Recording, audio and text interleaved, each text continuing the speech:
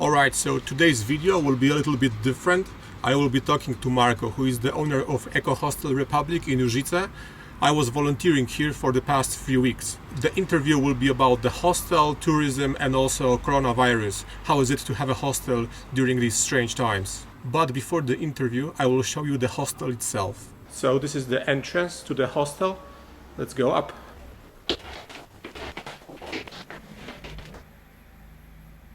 Okay, and we are at the front desk.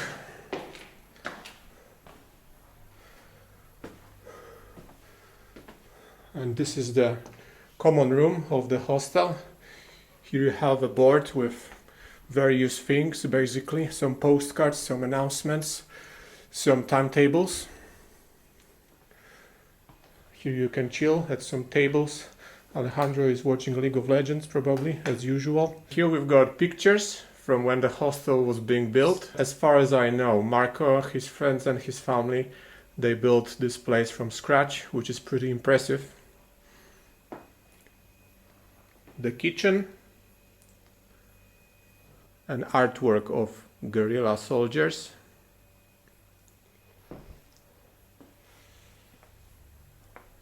Flyers from different hostels. This is interesting. You can see here republics of former Yugoslavia. So Bosnia-Herzegovina, Montenegro, Croatia, Macedonia, Slovenia and Serbia. All of these used to be part of Yugoslavia. If you continue, here is the big bathroom. What's interesting about this bathroom is that it is run by solar panels. So it's very eco-friendly. Here is the first balcony, or terrace should I say. Onto the rooms. These are private rooms. So 2 people here. Here you've got a small dorm with 4 beds or 2 bunk beds. Another small room, also with 2 bunk beds.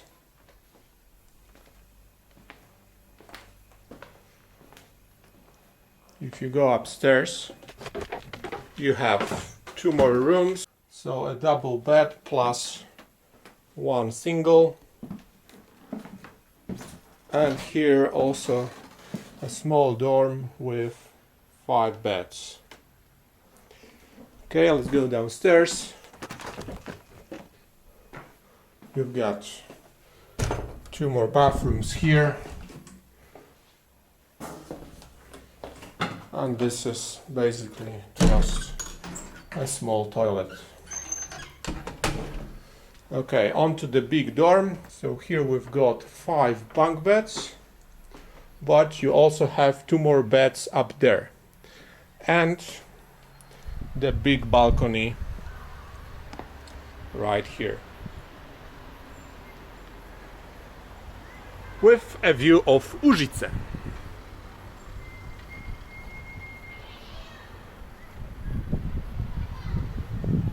Okay, so that's the hostel. Now on to the interview. Could you introduce yourself? My name is Marko Ristovski and I'm the owner of Eco Hostel Republic. When did you start the hostel? We opened the hostel in the year 2013, so 7 years ago. Why did you decide to get into this business? Well, I can say maybe by accident or by attention. It's difficult to say, but originally I've been traveling around the world and working a little bit abroad.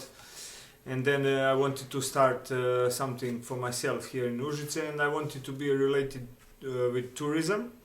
So the base for tourism is accommodation, yeah? At that time we didn't have any accommodation in Užice, so I was thinking how I gonna work with tourists if we don't have any accommodation. So then I was like, okay, maybe let's try to open something. Originally I done the College of Hospitality Management, and I've been always thinking about it will be nice to have my own hotel. But after working for a while in the many hotels, 4 and 5 stars, I said I prefer something more relaxing and more easygoing thing. And then I came up with the idea to open the hostel. So originally we opened the hostel in the year 2013 without any money in the beginning. I mean, we started, but then we get some funds from the projects and stuff, and then we take the commercial loans. We borrow some money, and finally we open, me and a friend of mine. After 2 months of working, my friend, when he see there is no money because we open on the end of the season, he stepped off the project, and then since then I'm working by myself this hostel. And in Užice, is it the only place to stay? At that moment, yes. At that moment, it was Hostel Republic and famous Hotel Zlatibor. That was like a post-socialist building, never been renovated. It's like a 0 stars, dirty place. So we kind of took advantage because we are the only decent accommodation in the town. Yeah, I actually went on the website of Hotel Zlatibor, and you can't even book a room online. You can just send them an email. Yeah. Try to send an email.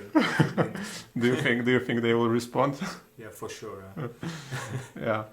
Would you say a hostel is a good idea of making a living? Originally, the hostel is, now it came up as a secondary business. After so many years, we get like more into the tours and like tour agency business, because we running the tours in the Western Serbia and developing some new touristic products related to the adventure tourism. So in this moment, I mean, the hostel for itself is not such a big or great money. It's just like for decent living. Yeah. I wanted to ask you about the theme of the hostel, because it's like warfare, guerrilla, like partisans. We kind of relate ourselves, like the opening of the hostel was guerrilla opening. Yeah, so like I said, it was without money. It's like a very low investment. So the partisans did it. Yeah, so they built here in the territory of Užice. They built the first independent territory in the Europe in the World War II. So in 1941, we liberated this area here. Actually, the partisans they liberated this area here. So we wanted to give the theme to the hostel, and the theme was Užička Republika. So Republic of Užice was officially the first liberated territory in Europe in the World War II.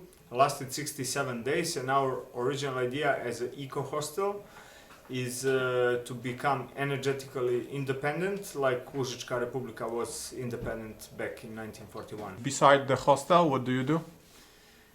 Beside the hostel, like I said, I'm a professional tour guide, and we are running the tours in the Western Serbia. So we have like a small tour agency that is running mostly private tours and like adventure tours around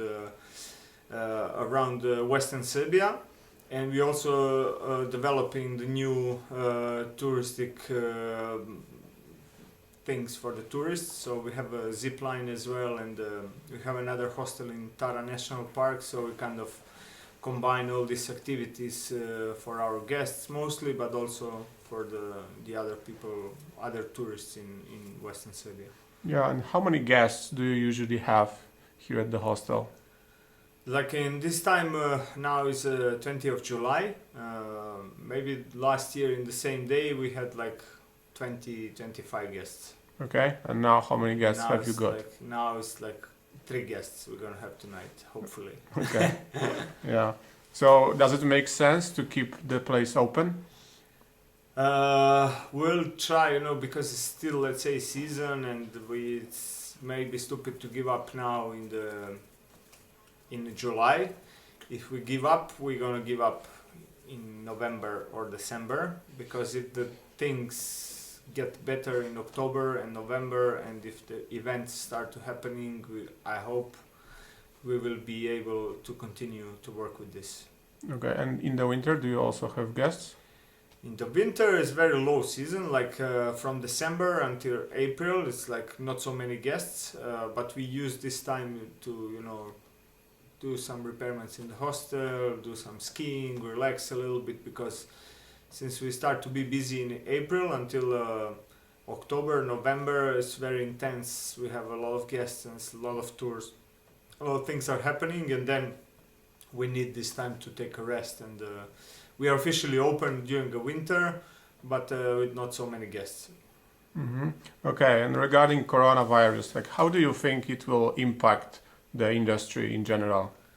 The biggest fear from my side is that many people will give up from tourism. So if the things go back to normal in 1 or 2 years, we will not have the touristic infrastructure to support the tourism like we remember before.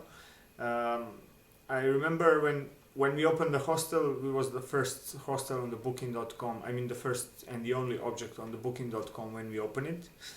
Now if you enter, it's like, now maybe in this moment not so many, but like last season you had like more than 50 different properties on the booking.com only in Užice. In Užice, okay. In Užice, and then everybody asked me, oh, this is the competition and so on. So I never see these people as a competition.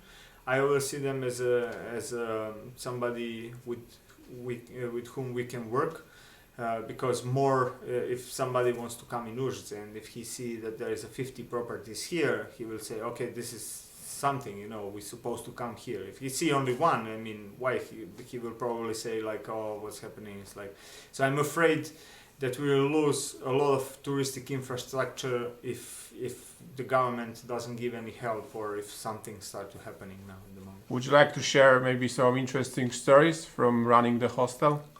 Yeah, there's so many interesting stories.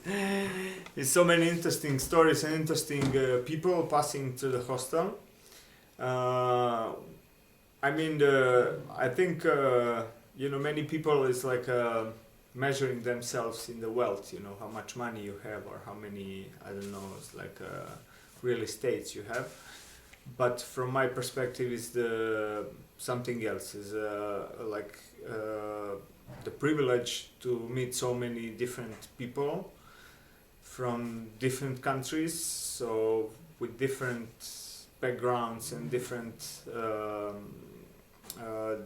let's say, life experiences.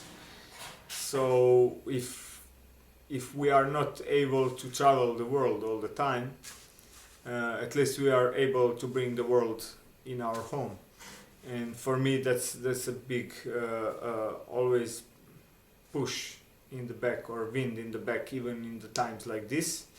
Because every time when I enter in the hostel, when I meet new guests from the different side of the world, doesn't matter is it like 2 or 10 guests, it's always new experience for me, and there's always something new that you can learn that you don't really have opportunity to see in like a small town like Užice. So we had like so many interesting people here. It's like the biggest traders with the condoms in the Balkans was sleeping here. Also like many musicians, actors, movie directors, they were sleeping here because they find it nice and chill place for them. Here also some videos were filmed, some movies were filmed here. There's always something interesting happening, yeah. So I hope it will not have a situation that we need to close down the hostel. But if the things keep going like this, then there's no point working if there's no guests. Okay. Yeah. Do you want to invite people to come to your hostel? Oh, definitely. Like all the people who come here, they can expect like a lot of activities. It's like whether you're staying like 2 or 5 nights, we organized trips around the western Serbia, and also we're gonna direct you and give you specific direction how to do things by yourself if you want to do it by yourself. The tours are something that came up as a special thing of this hostel, and like usually in the season people they book the tour first and then they book the bed, yeah? Because we run these tours in a little bit different way. We take the people on the some remote areas that are not so popular, but still we take them on the very popular places where the people actually want to go when they come here. So after the tour you see much more than you expect, and there's a lot of things to do here. It's like a hiking, biking, kayaking. So all these like adventure activities are available here from the town. So you don't have to go in the mountains in some remote areas and like spend the days there. You can stay here and have a nice beer in the local pub in the evening and spend the day in the nature. All right, man. Thanks a lot. Yeah. Thank you, man.